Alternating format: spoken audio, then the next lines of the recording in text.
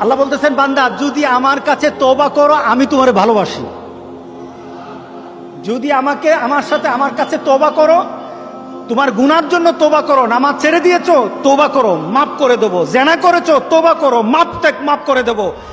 আকাশ সমান গুনাহ করেছো তওবা করো, মাফ করে দেবো। আল্লাহু আকবার। শুধু তাই নয়, আল্লাহ বলেন, বান্দা যখনই তওবা করবি তোরে আমি পছন্দ করি। এত গুনাহ করার পর তুই যখন আমার সাথে তওবা করবি আমি তোরে পছন্দ করি।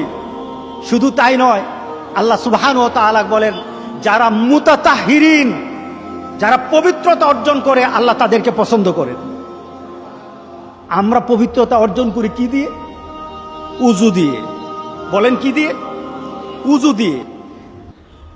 আমরা পবিত্রতা অর্জন করি তওবার মাধ্যমে। প্রথম এটা হলো আত্মার পরিশুদ্ধতা।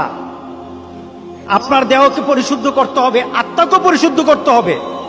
আপনার আত্মাকে পবিত্র বানাবেন। আত্মাকে পবিত্র বানাতে হলে তওবা লাগবে। এটা পানি দিয়ে হবে না, মাটি দিয়ে হবে না। আপনার আত্মাকে যদি পবিত্র করতে চান তাহলে তওবা লাগবে। কি লাগবে? তওবা। এবার আত্মার পবিত্রতা হলো তওবা দিয়ে। এবার দেহ পবিত্র করবেন। আমার মাবুদ আমাদের প্রতি রাগ করে আছে, আমাদের মাবুদ আমাদের প্রতি রাগ করে আছে। আমাদের মাবুদকে আমাদেরকে সন্তুষ্ট করতে হবে, সন্তুষ্ট করতে হবে। আমরা আমাদের মাবুদকে রাজি করতে হবে। আমরা তওবার মাধ্যমে আল্লাহকে রাজি করতে আর চেষ্টা হব। গোটা পৃথিবীর মুসলমান আর সময় নাই। সুতরাং আমরা আল্লাহর কাছে প্রাণ বলে আজকে কাঁদি। যারা নামাজ পড়ো না, তুমি টের পাও না, মসজিদের দরজা তোমার জন্য বন্ধ হয়ে যাবে। তুমি মনে রেখে দিও, মসজিদের সাথে তোমার সম্পর্ক তোমার হয় নাই, তুমি জান্নাতের দরজাও তুমি খুলতে পারবা না। তুমি এখনো বেনামাজি, এখনো সকালবেলা তুমি ঘুমাও, এখনো তুমি আল্লাহকে ভুলে আছো, এখনো তোমার কাছে তওবার কথা তোমার চিন্তাতে আসে নাই।